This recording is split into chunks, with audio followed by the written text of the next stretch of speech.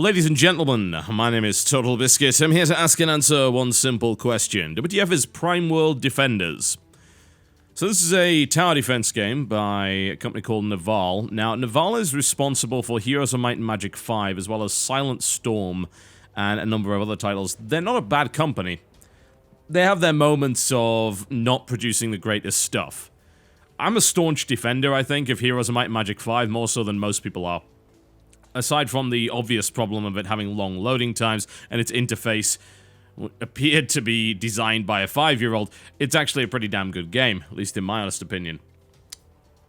So they've done bits and pieces here and there. They actually worked on the social game version of King's Bounty.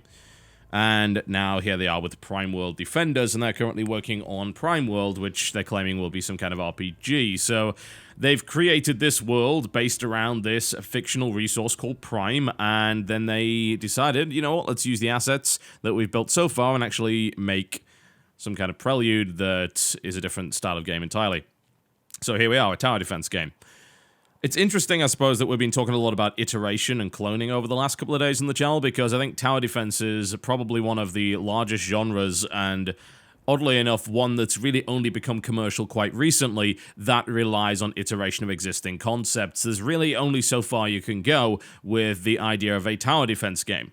So the question is, has this iterated enough to be worthy of your time? We will find out. Let's check out the options menu. Well, this is lousy. There's nothing here at all. It's absolutely useless. So, yeah, that's unfortunate.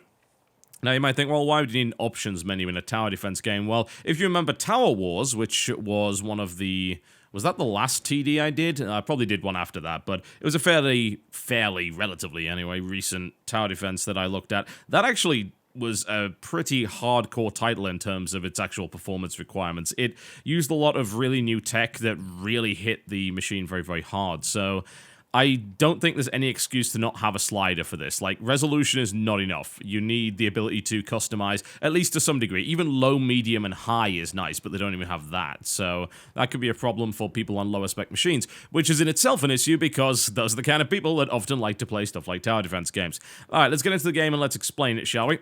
Let's talk a little bit about what's going on here. Ah, a daily prize. That is very nice. You might think, oh, well, this is some kind of always-on game. No, it's actually not. What's very curious about this is it is clearly a single-player game. However, they've built in mechanics from the kind of thing you would expect from either free-to-play, always-on multiplayer games or social games.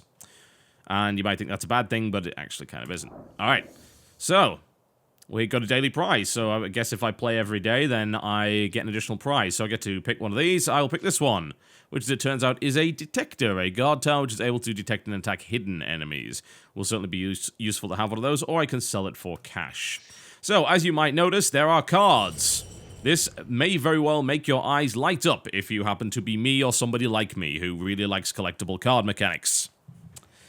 If you don't, well, this might not be the game for you. So, in this case, you've got some reasonably standard tower defense gameplay that's mixed in with some more interesting meta aspects, in the sense that your progression within the game is based on a card system, and the cards are randomly given to you. So, let me give you an example. No, it's not a free-to-play game. This is all in-game currency. There is no way to buy stuff, and it would be stupid even if you did.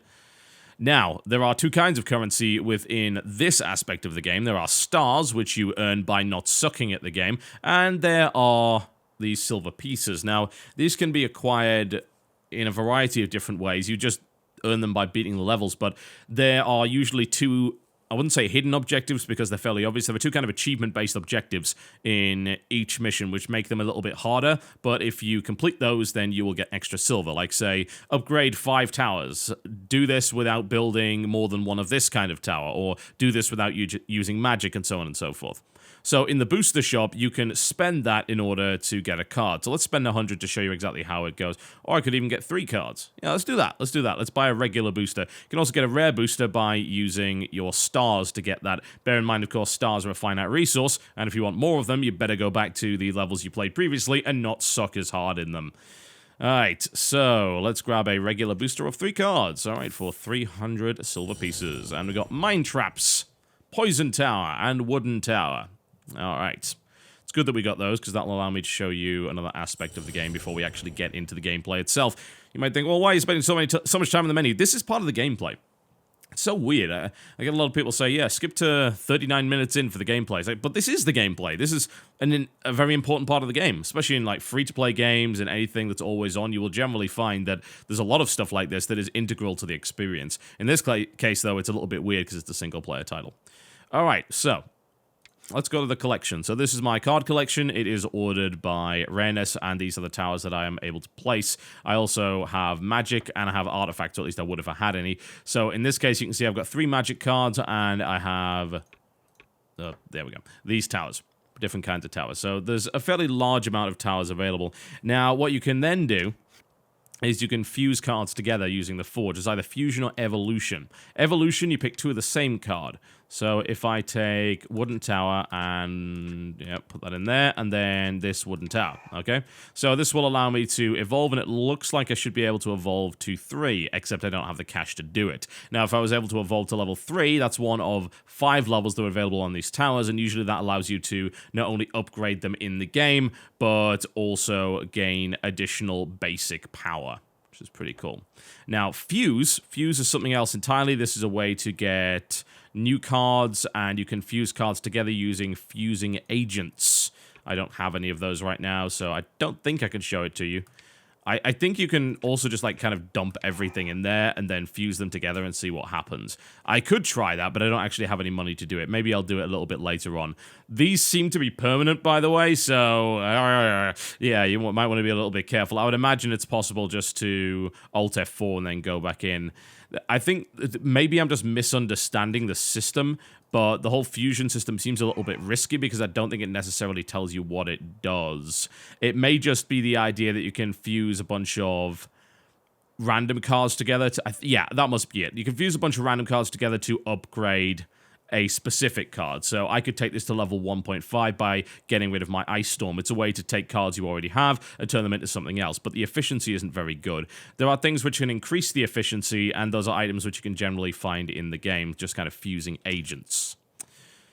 Alright, so you get the idea there, I guess. Alright, cool. Excellent. Good to know. So, my collection. So this is your loadout down the bottom here. You can only take a certain amount of towers into every mission, and generally speaking, you will end up in a situation where your towers will not necessarily be what you need. So you might end up having to just throw yourself out of that level, try it again, and come up with a better selection. It's a pretty decent selection, but it doesn't do a particularly good job taking down air-based targets. There is...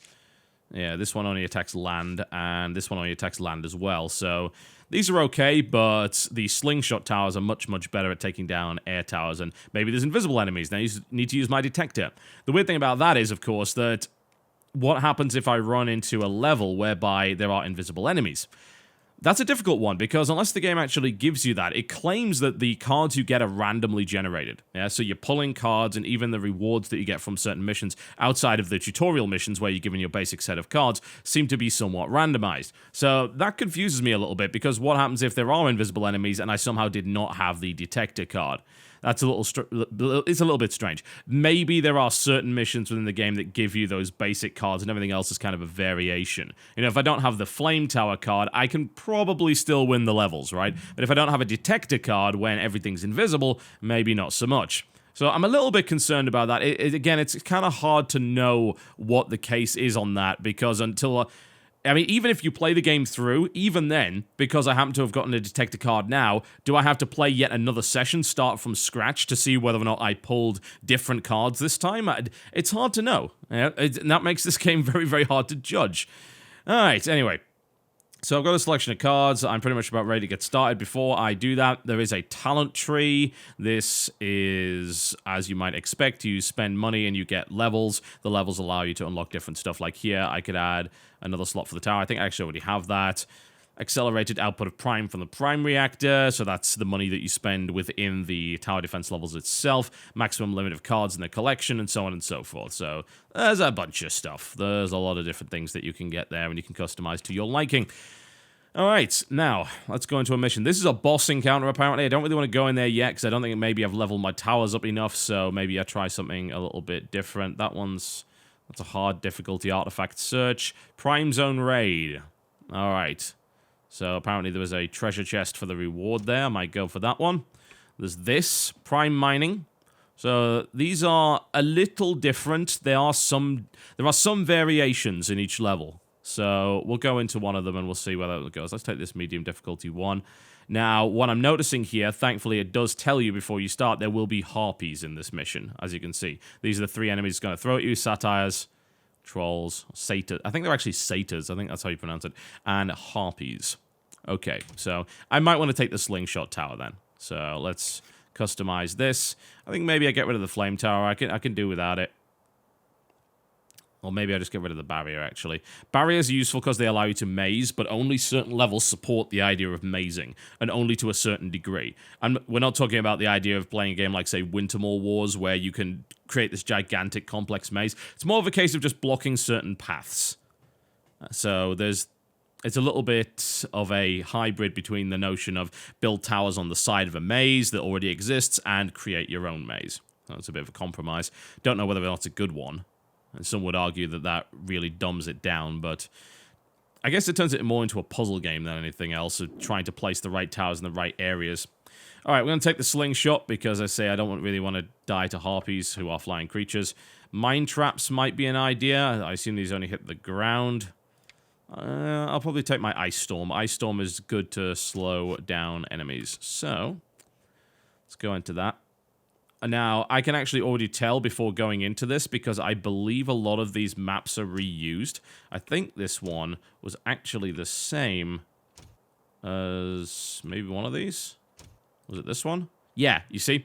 So, Temple of the Old Gods right there, which was level 3. Same map. So, there's quite a lot of reuse here. Now, I definitely don't need the barrier here, because this has no way to maze. They just go up to the top of the tower, and then they go through the gate, and that's it. So, let's go into it. There are other variants of it, which is interesting. Like, there's the one that's kind of nicked from Defense Grid, which is the idea that they will steal your prime, and then they'll run off with it, and they will then go in reverse and try to get out of the level. In this case, it's just a gateway. So, they hit the gateway, you lose a life point. 20 life, very, very standard tower defense formula. However, there are some variations here and there. One you can see, it's actually quite a nice-looking game. I wouldn't call it amazing, but I like this overall style of it. Lots of glow, lots of crystals, lots of old-school stuff. They have made an effort to make it not look terrible. Admittedly, their interfaces are still not the best looking ever, but at least this one is less impenetrable than Heroes of Might and Magic 5. Okay, so these things you're seeing around here, these allow you to buff various towers. So I know the first wave is going to be a bunch of fast-moving creatures. Oh, I didn't take my poison tower. Yeah, I did. That's right there. So, I'm going to put Flame Tower down first. So, that's going to do a lot of damage at the start. And then I'm going to follow that one up after it with a Poison Tower. The idea being that I'm going to use this, hopefully, to kill off anyone that manages to make their way past. Now, I've got 51 Prime left. I know there's going to be flying enemies. It looks like that's actually going to be quite soon in the wave. So, let us set ourselves down one of these at the back. There you go. This might be enough. Let's give this a try and see how it goes. Yeah. Now, you might wonder, well, what the hell is he doing? Why is he attacking that? So, there are buildings around levels which your towers will attack if they have nothing better to do. They'll automatically target priority enemies like that, as you can see. They actually started out with trolls. I thought they were going to start off with the satyrs. Apparently not. These guys regenerate, so this is actually going to suck. I have no means to kill them. Great! That's a nice start. There we go. At least we can kill the harpies, I suppose. That was the wrong decision. Evidently. I assumed they would be small enemies, but I guess not. These are all trolls. Wonderful. Well, I've already screwed this up hard. Anyway, they'll attack these buildings, and if they have the time to destroy them, usually you get resources from that. So that's always nice to see. Alright, I'm gonna plonk down one of these. These guys have regen auras. What the hell's going on with this? This is nasty. I wonder if it's these buildings that are doing it. Now, on some levels, there are enemy buildings that actually buff the monsters. And if you don't blow them up, then you're... Yeah, I think that's exactly what it is, because these guys aren't regenerating anymore. So... Alright, well, we set that up completely wrong. So, let's restart the level. Oh, there you go. There is annoyingly enough no undo button, and even at the start when you have it paused, if you put down the wrong tower and then realize, oh, it's the wrong tower, you can only sell it for half the price, which is kind of terrible. It would be nice to get a couple of seconds where you could sell it just in case you made a mistake, because making a mistake on this, especially bearing in mind that it's the non-maze style of tower defense, which generally means there is a specific set of towers that will work really, really well in this scenario, and if you don't use it, then you are in serious trouble. That's the real problem. If you don't do that, then you start to run into some pretty serious issues. I'm going to plunk him down there. It would be nice if we could blow that. So that must be an enemy building that's helping them out there. What I can do immediately is when I start this, I can use an ice storm. But yeah, I definitely appreciate a proper undo button. There you go. You can see the green going around there, so that is actually regeneration. As soon as they get up here, I'm going to plunk that down, so I'm going to slow them down, and then we'll knock them out. Nice. Okay. Right, as you can see, the engagement, well, worlds of difference. Worlds of difference this time around. That was clearly the right way to do things. Now, my slingshot tower is going to start to try and pick off the harpies. I think I'm going to let a few of them through, so I will need another tower later down the line. I'll grab one of those.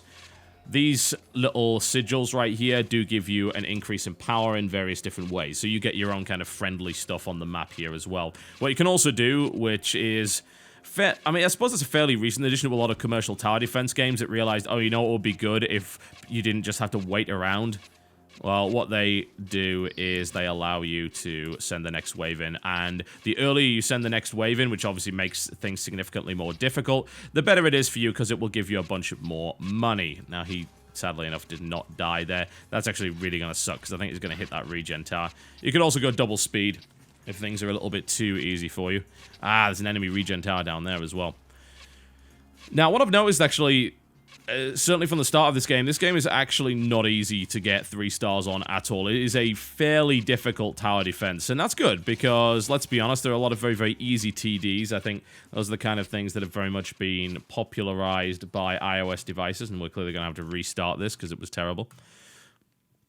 But this is difficult. I found myself, as someone that's played a lot of Wintermall, a lot of Defense Grid, which I still consider to be the gold standard of commercial tower defense games on PC, I found this difficult. That's good. It's very challenging. However, I think some of the difficulty might end up being artificial, and the reason is these mechanics, these card collection mechanics. I'm not entirely convinced that... I wonder if I can actually get in range of that thing. Would that be in range? Might be. Maybe it will be. Let's see if it is.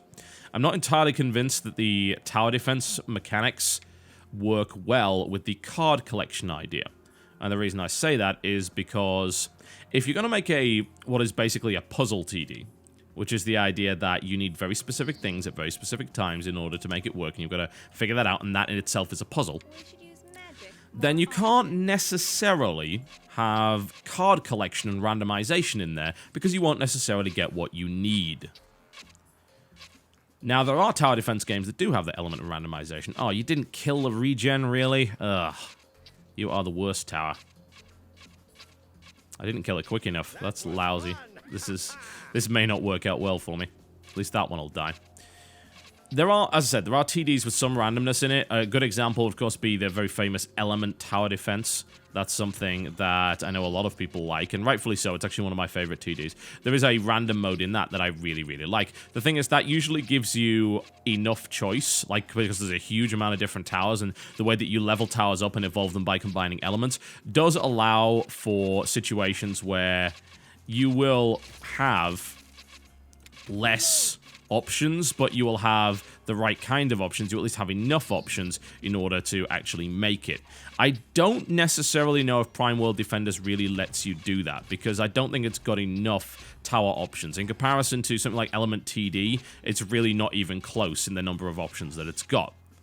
So I'm not entirely convinced, but on the flip side of it, I like the idea. I think it's an interesting twist on the method of which you acquire towers. That's a pretty cool thing. It also means that for once, which is not that common, the tower defense game has some kind of progression outside of each map, which I do like. And of course, you don't have to actually grind or anything. It's very much a case of just trying to play well. I'm going to leak again here. Makes me very, very sad. I'm a little bit of a perfectionist when it comes to these kind of games, so I don't really want to let these guys through. I really want to restart, but I'd also like to show you different levels, so that's probably not a good idea. I have a feeling, though, if I had different kinds of towers available to me here than the ones that I have, then I'd probably be doing significantly better.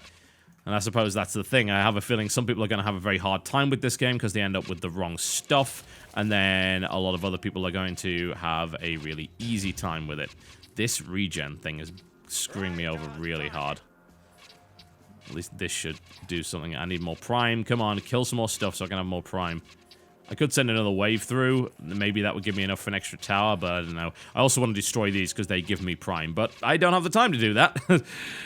Ain't nobody in this case got time for that, unfortunately. Put the slow tower there. That'll actually eventually attack the regen thing, but I don't even know if I'm going to succeed in this level.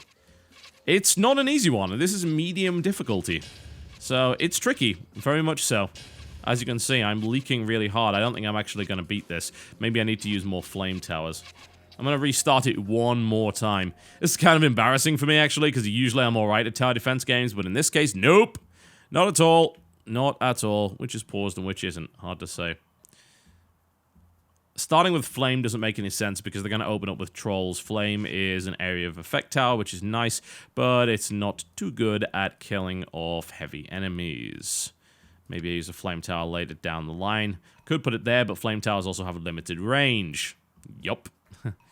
Maybe I put it here. That gets the extra attack speed. That would be pretty good. Alright. And then I put that one there.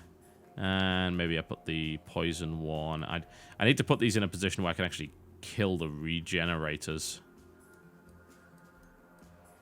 Maybe I put the poison one here to do just that. There we go. I mean, it would kind of make sense for me to make use of these upgrade points here, but I think it's more important to kill these before I do anything. Alright. Cool, the flame tower is also going to kill this little totem here, which is also going to give me a bunch of extra stuff. So that's always nice to see. Alright, cool. So at least that got rid of that. That'll give me another tower option. Don't really have too much to kill the harpies with yet. I'm thinking putting this here would be quite nice. That's good range. That'll hit the top as well, so this should hopefully just deal with the harpies pretty well. Still need to take down these regenerators. Let's slow them down around here. Now, the magic system's fairly simple. Mana for magic just... I think it's not even mana. I think it's just cooldown based, from what I can tell. So you can use it every X number of seconds, depending on what magic you've got. Annoyingly enough, every time you've almost got magic, it makes this incredibly annoying bark. Saying, hey, you can do this. I've just let all these guys through. This is completely the wrong setup. How do I beat this bloody level? God. This is, as I said, kind of embarrassing. For some reason, I'm just not getting the results that I need.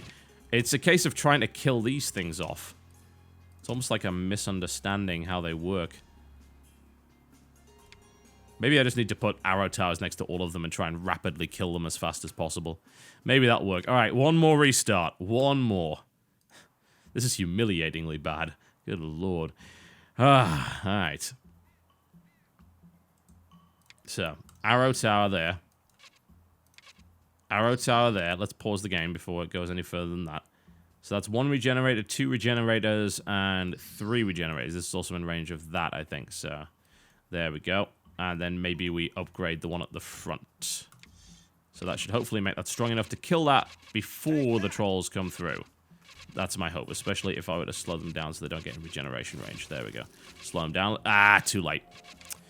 Well, they're going to regenerate quite a lot of that health, which is a big problem, and then the second one's gonna go through. God, how do you kill these things before the trolls get there? How do you do that? Is that even possible? It's ridiculous! What the hell? Do I need more heavily upgraded towers? And I think there maybe is the big thing, isn't it? Because of this meta upgrade idea, I have a feeling that you're gonna run into these levels which just aren't possible to do properly until your towers are more upgraded, until you have more powerful towers. It may just be that this mission is something I cannot do yet.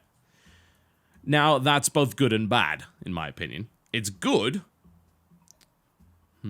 I think these are a trick, actually. I think you need to put it maybe there so that it gets a couple more shots off on that. Would this be in range?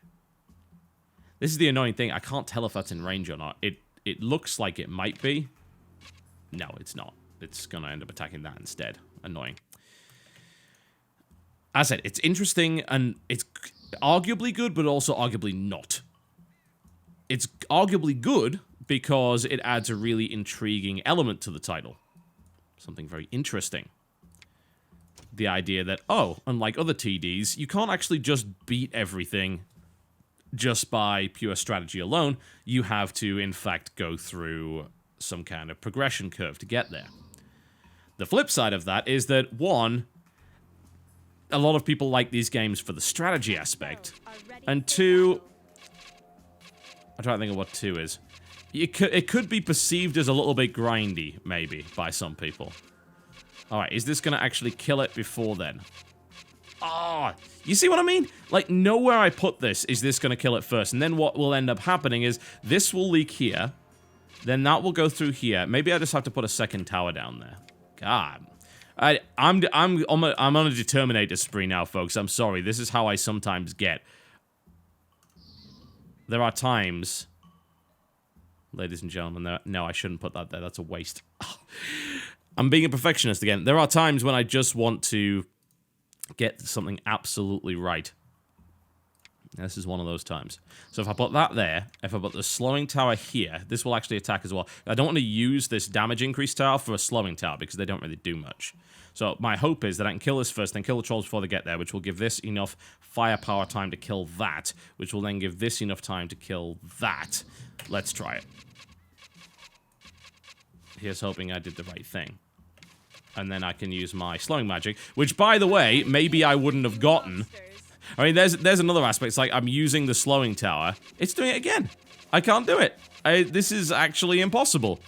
Not with the level of towers I've got, there is no way for me to actually stop this initial leak. And the main problem is after that, stuff comes at you so fast, you can't destroy the towers. It almost makes me think... Oh, let's grab one more now. Maybe I can hold this, but it seems unlikely. I don't know. Maybe I get it. Maybe I get it. I need time to shoot at that tower to get rid of it. I'm gonna leak this one, I think. Maybe I can get one more arrow tower in there. And maybe that'll do the job. Huh. Nope. I'm gonna leak. Damn it! This is just silly. So I guess maybe I just have to come back to that later. Maybe that's just the way of it. Perhaps I can... There you go, yeah. Do some easier missions, gather some resources. That's the key difference. If you want me to differentiate between this tower defense game and most other ones, it's other tower defense games give you a linear set of missions in a particular order. Some of them have progression, some stuff like Kingdom Rush, but most of them don't. But most of them are just like, here's a set of levels. Here's how it's going to be. Or, there's just one level and you build it using mazes. In this case, it's a set of puzzle challenges, which are also accentuated by the idea that you are given access to missions that you might not necessarily be able to beat. Whether it just be because you haven't collected the right cards yet, you haven't upgraded your cards enough yet. All of those things are possibilities. So, some people are going to absolutely hate that idea, and I think that's going to be absolutely off-putting to some people. I don't think there's any real doubt about that. I'll go and hit one that I did earlier here. This is actually one of the tutorial levels. I only got 1 star in it because I was just kind of rushing through it. There we go. This actually demonstrates a slightly different mechanic. This is a mechanic that was used in Defense Grid, the idea being that they will take containers of Prime and then they will go back, and that's the way the arrows are pointing there. Now, on some missions, it will also allow you to place barriers or towers in such a way that you affect the path.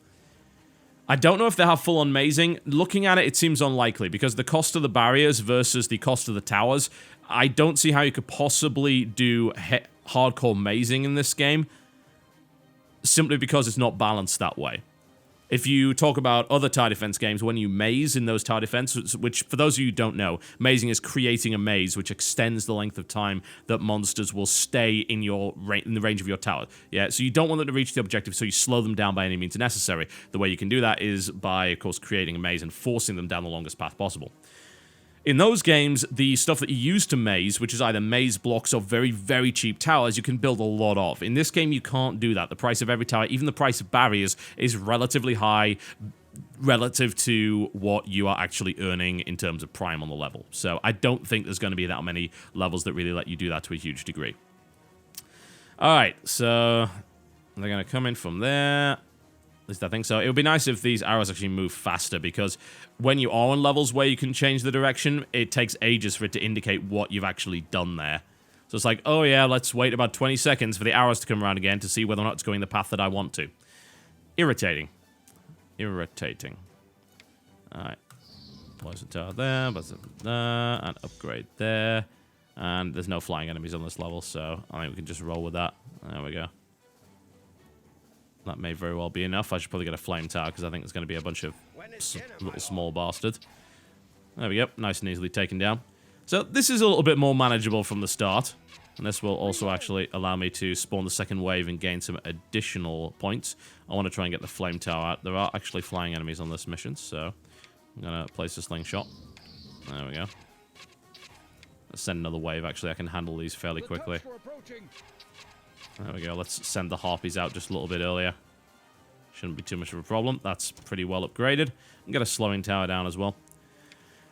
So I've spent a lot of time explaining, I suppose, the differences between this and a regular TD, but of course there are plenty of similarities. The way that towers work is very, very similar to other towers. I guess there's only so far you can really go with tower design and tower defense games. Almost everything is going to have been done before to some degree.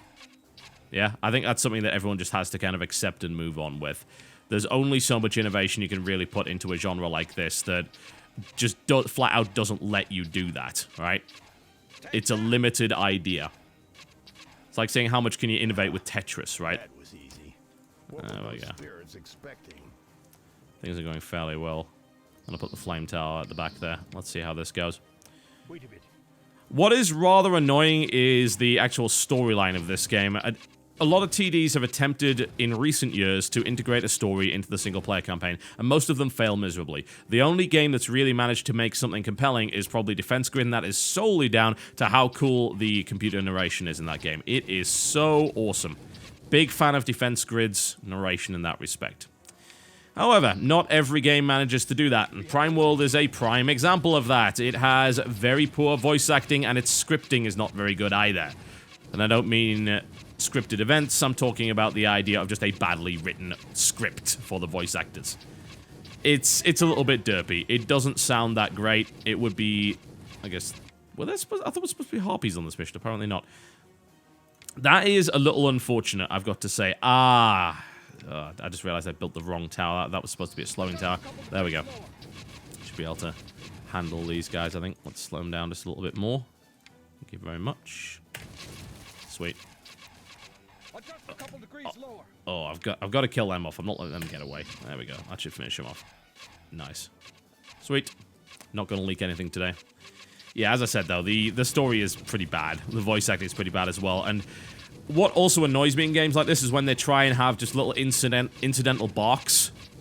And what I mean there is the idea of them saying stuff like, just a couple of degrees lower, or laughing and saying, haha, we're doing really well, or I wish they'd get me a better tower. It's like, this is not useful information. None of that is useful information. It's just annoying, and it's very, very repetitive. Please don't do that in your game. Please, just stop. Stop. Enough. Enough of that. No more barking. Please. I don't know who let the dogs out, but I'd wish they would stop. I really do. If you're gonna put that kind of voice acting in your game, you damn well better make sure that you have a lot of it. Which in this case they definitely don't have, or it's highly entertaining. Or that it's useful, you know? Let me know that they're breaking through. Let me know that there is a specific problem. Like say, oh, you know, there's too many of them or anything like that, which might indicate perhaps there's a lot of horde enemies and that maybe I have to create something, create a tower that is better against large numbers of smaller, fast-moving enemies. They're too fast, they're too tough, that kind of thing. But there is none of that. They don't alert you of any of that, which means that all of the voice acting in the game is basically frivolous and is actually irritating, which is not what you want. You know, you don't want your voice acting to annoy people. That's not the point of video games. Quit it. So I don't know what's going on with that. So, conclusion. Well, as I say, I think that the overall card collection aspect of the game is very interesting, but I'm not entirely convinced that it actually works 100% of the time. I think that there will be situations where people just get a bad selection of cards and end up in a horrible spot where they cannot do anything. Ah, let one through! It's like, better restart the level now. That's annoying. 2 stars. I let one through. One. The last enemy. I hate everything. Oh, man. That sucks. I got some extra stars and resources, though, I guess. So, again, I'm replaying levels to get resources and level up and so on and so forth. Again, it wouldn't surprise me if that random card generation system, even with the ability to fuse stuff, and the thing is, you buy booster packs in the store, right? So you can't even guarantee. There's the starter card set, which includes these starter towers, so you can boost up your existing towers with that. In this case, there's even a special offer, so it's randomly generated something that's 1,000 silver, and I assume this is probably cheaper than usual. And I like all this stuff. This is really cool. This is the kind of thing that's usually put into multiplayer games, and yet this time they've implemented it into a single player with virtual currency. Really cool little piece of innovation there that gives this nice sense of progression. But I have a feeling it could backfire. I really do. And if you don't like collectible card mechanics, then you're definitely not going to like this. So there you go, folks. Prime World Defenders, some interesting spins on the overall metagame of the tower defense, although the actual gameplay itself is very similar to stuff that currently exists. This is currently available on Steam during its closed beta. You can buy in for 20% off prior to that, or you can wait for its release date on May the 21st. It will, at the time of recording, cost you $12. €11.19 in Tier 1, or €8.79 in Tier 2, and £9.59. It's called Prime World Defenders. Ladies and gentlemen, my name has been TotalBiscuit. Thank you very much for watching, and I will see you next time.